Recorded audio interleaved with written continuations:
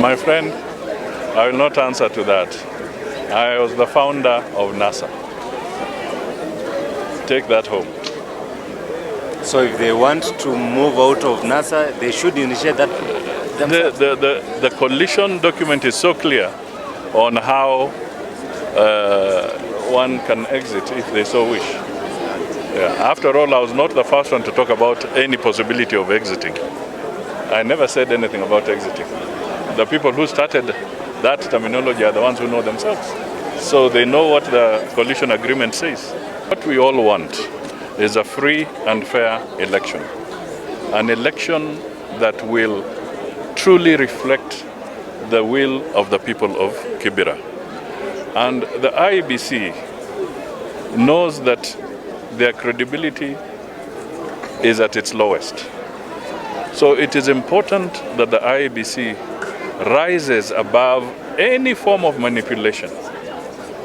Any attempt for IEBC to be manipulated, they should now rise above it and make sure that the people of Kibra have a chance and an opportunity without any interruptions to choose their leader without intimidation and without any rigging. If the central bank says that people have not submitted to the about 7.8 billion shillings, which were in the old currency, and those currencies have now been retired, it means that those people are not holding legal tender. They're just holding paper. You get what I mean? It is worthless.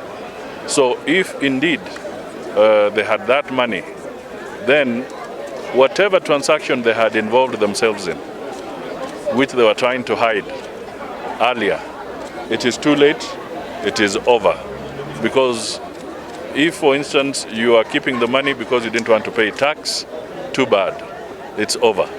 If you are keeping the money because it was money involved in an illicit transaction, too bad, you cannot do it because you had a chance to go and submit that money to the bank if it was less than 5 million and you explain yourself, or if you did not, if you had more than 5 million, you are supposed to report to the central bank and explain yourself. Yes, I think to some extent it has achieved that because it has, for instance, effectively retired 7.8 billion shillings that was actually hot money out there. But that money is no longer hot money because it is valueless. So it is now out of the system. It cannot be reintroduced. And the other way they could have reintroduced it would have been maybe to go and change it in a neighboring country and buy dollars out there and come back with dollars.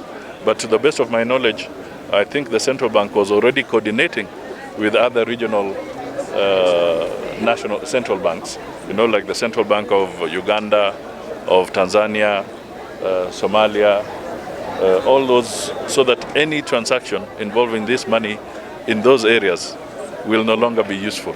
So as far as I know, if they have sealed everything, those people who are sitting on the 7.8 billion, their goose is cooked. There's the issue, you have expressed the issue of money being used in campaigns of Kibra. Would you pinpoint to a specific party or where? You know, when we say, when the ordinary voter in Kibra says, huyo ni hoteli, huyo ni hoteli, you know who it is. I don't even have to go too far in saying huyo ni hoteli. But let's face it, is there anybody who is pouring money more than the Jubilee party in Kibra?